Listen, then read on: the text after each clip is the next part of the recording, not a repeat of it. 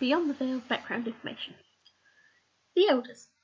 The Elders were the giant spawn of the last Nephilim and the Leetu, ancestors of the vampire, but they fed off life and used their powers to give it back. They were guardians of the earth, but to many humans they were gods and monsters that were benevolent or malevolent, and she had long heard whispers of blood sacrifice and cannibal cults.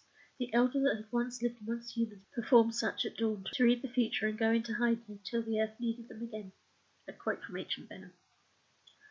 Probably the biggest mishmash of ideas from various cultures that I sort of smashed together to create something just a little unique. The Elders in the Veil are often known as the beings that remained from the spawn of the Nephilim, that mixed with other beings and took in energy from life in order to live.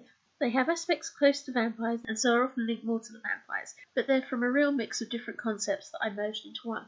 So, what inspired them? This is just a brief list, but I'll explain each one as I go through. So we have the Nephilim, the Camazots, some Sasquatch legends, the story of Goliath from David and Goliath, the Jotun from Norse mythology, the Titans from Greek mythology, the Green Man, and the Pillarmen from JoJo's Bizarre Adventure.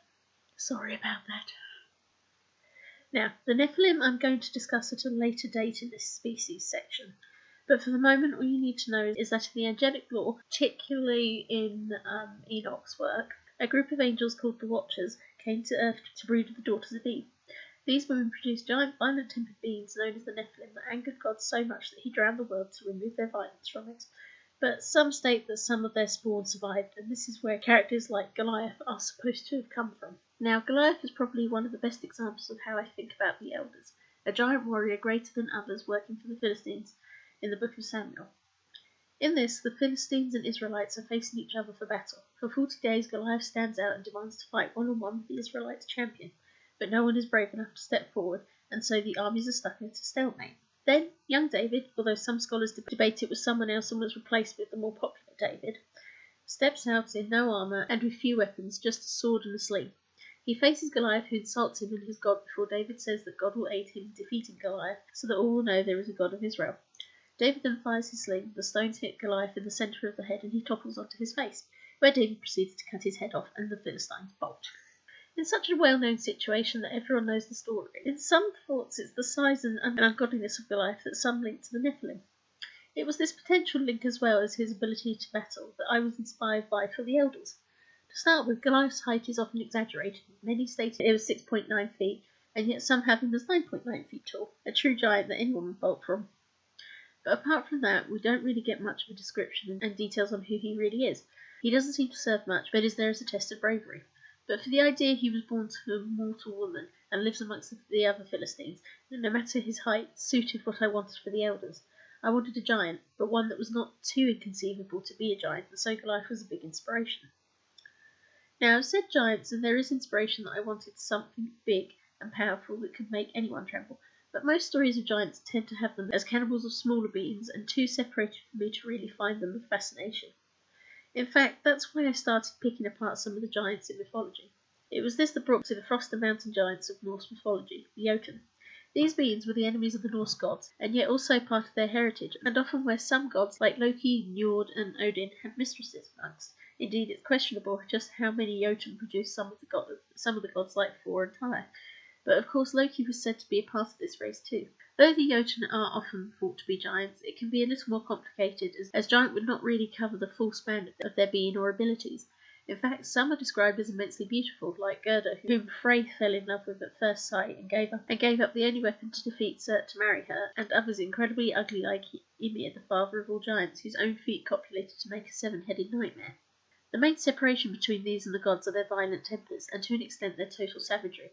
It is from this you can also see that there's a comparison to the Greek Titans. Just like the Jotun, they're from a similar origin as the Olympians, and yet can be hideous in looks and violent in tempers, with each representing perhaps the shift from savagery into civilization. This was what intrigued me for my Elders.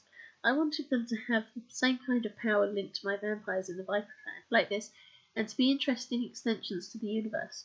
So I thought the powers, the strength, the size, and the beauty would aid in the matter.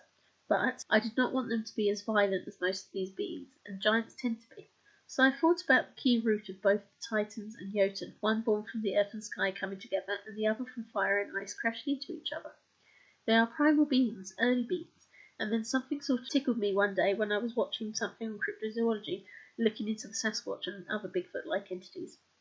So I don't remember where I heard it, what tribe mentioned it, or indeed much more about that particular moment, but someone on this program was discussing a group of beings often linked or likened to the Sasquatch that was referred to as the Ancient Ones or Elder Ones. It was from that I got the name and was hit by what I wanted for this large and powerful being, that I wanted it to be linked to the Earth. I realised we often like of Bigfoot as a being that protects and acts as a guardian of the forest, and that they are linked to a world we can't really interpret, and may be an ancient relative or a different thing entirely. The stories of the Almasty in the Caucasus Mountains in Eastern Europe also stuck with it. There a female member of this kind was caught and apparently ended up settling into a community and even had children by a human. This then merged with something else I was looking for. The Green Man is a being that we often see in architecture, particularly here in the UK, of a masculine face with foliage growing from his face or being part of the tree. I have met a lot of people in alternative religions, and for some of them the Green Man is a link to the forest spirits and to do with life, but I always found the images rather ominous as a child, like the being could devour me if I didn't watch my step in the woods. This mingled with my guardian of the forest aspect, but also its mingling with the woodland around it, being a part of the nature, and once more that possible link to feeding on life appeared. But it would not be until I finally watched the Battle Tendency series of JoJo's Bizarre Adventure in 2018 that I finally got this thought once more of the kind of creature I wanted for my vampires to encounter. In this series there are the Pillar Men, bigger, more powerful, smarter, older, and feeding off life energy, but still wanting to overcome the sun, and with an Aztec link. They fascinated me because they were close to what I was trying to find, something that could be both benevolent and yet potentially dangerous too. So I then looked back into something I'd practically forgotten about since the last time I'd read Silverwing. Zots. Was it maybe part of the inspiration for the Pillar Men anyway? I couldn't say, but certainly the Camzots of Mayan mythology came into this big puzzle of my giant vampire-like spirit guardian to slap its own link in and help me build up a creature I called the Elder. Why? The Camzots are death bats, giant bat-like monsters linked to sacrifice, the night, and death that are encountered by twin gods, travel in the underworld, and inventors of a sport like basketball, but with a hoop to the side and using heads instead of balls. They're scary creatures. There are masks of these creatures, but then in later parts of the story mentioned, a being similar to them, and possibly a Camazotz, agreed to give mankind fire in exchange for their armpits and waists in sacrifice, making them something scary, but sort of necessary. So when I mingled all these aspects together, I came up with a giant human-like being that lived as a guardian of the wild in homes made of huge stones that could merge with the natural world around it to feed and survive and remain hidden, clearing dead material or poisons from the earth and water to keep its homeland safe. I made it this being was something humans feared but respected, something that could devour them when infuriated, but was weak to the precious stones within its land, linked to the vampires and Nephilim. Benevolent and yet a remnant of an older world with older values focused on the care of the environment and seemingly outdated in the industrial landscape of the Vale under the vampires. So here's a little about them. What side are they on? They're neutral. Created by, mingling of one of the last Nephilim saved by Lucifer breeding with lust demons like the Lilith and the Succubus, who then was released into a part of the Vale where he could create a garden of his own and stay there attached always to the earth that was walled in by the stone mountains of it. Here he raised his many children left to him, and taught them the humility he had learnt and the love he had not really gained, and taught them to love their gardens. His children then were permitted to leave for being neither demon nor angel nor human, but having all that blood within them like all the other beasts of the Vale. They sought out jungles, forests, and beautiful environments, and there they found and fell in love with elemental beings like the nymphs of the water, wood, grass, and the stone. Their children later began to take care of the landscapes they lived in, feeding from it and keeping it pure when the humans first met them, and at first they kept their distance. Some did not like the destruction humans caused to create settlements, and so they would hunt and devour humans that entered their territory. But some called themselves deities of some kind, objects they must listen to or suffer, and so many of them were soon living beside them before they fell in love with some humans and some veiled beings, and mingled together to develop the elder being. Created for no particular reason. Created when? After the flood, when the last Nephilim was released from hell to a sanctuary. Physical description. Beautiful, sometimes androgynous, but most often just handsome, depend on gender. Muscular and strong, tall, always over 6 foot and nearing 7, no matter the gender, with some individuals over 10 foot.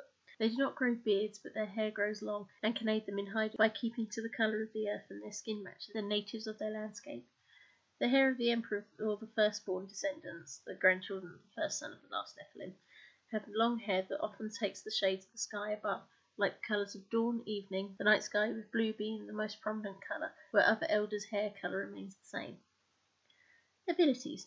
They can feed from all living things, including taking in poisons and using them along with dead things, fungus, dangerous bacteria, and whatnot. They are immune to disease and death, except by injury from their native stones, which can cut them, and then the cut can be used to cut deeper into them. They are extremely strong and powerful, though they can hurt each other, they can always survive it. They also have the ability to read the earth and turn, when infuriated, into a giant bat-headed creature with a huge dark body, eyes, and mouth that show only images of hell that it uses to devour enemies, and is only seen in the most dangerous of circumstances. They can carry the equivalent of 2 elephants without too much hassle, and they are attuned to the weather, though the sunlight can harm them if they do not obey the rules on sacrifice. When they sacrifice at dawn, which is the job of the emperor or the firstborn, the blood spilt is then returned, and the being they sacrifice will come alive again, healthier than ever. They can use this to cure the disease of the most sick, but only if the sacrifice is not in vain. The emperor of each elder tribe can also read the future from taking blood and reading icons that appear within their own hand, if cut by a blade made of their own deadly stone within their body. This ability to create blades from their body is costly, as they can be at risk of being killed by their own weapon, but it means in a battle where they cannot use their strength or other powers, they can use the blade. They can also prevent themselves from overusing their resources in the environment and avoid the human or veiled troubles by hibernating until a destined time, with one being merged into the rock and watching them all the time they sleep. Most known for being guardians of the wild world, but also for their early influence in vampire heritage. Weaknesses.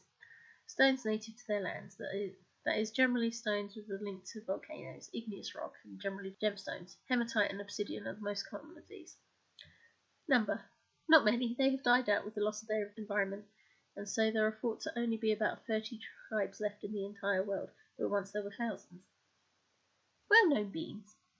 Tonawak, Quetzalcoatl, and their offspring. Characters and stories. These beings appear in ancient Venom, the third story of the Viper clan.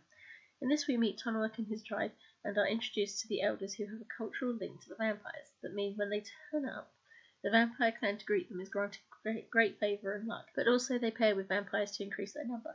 These guys really have a key role in the Viper clan stories, which will be seen through ancient Venom and later stories where Quetzalcoatl's blood in particular is very important.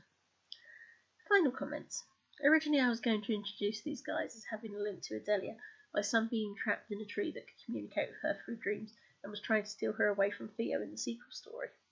But I found that there was more fun in these guys being found later by the bubbliest member of the Viper clan, and, well, it just seemed more unique this way. Thank you for listening, and of course, thanks to all my patrons.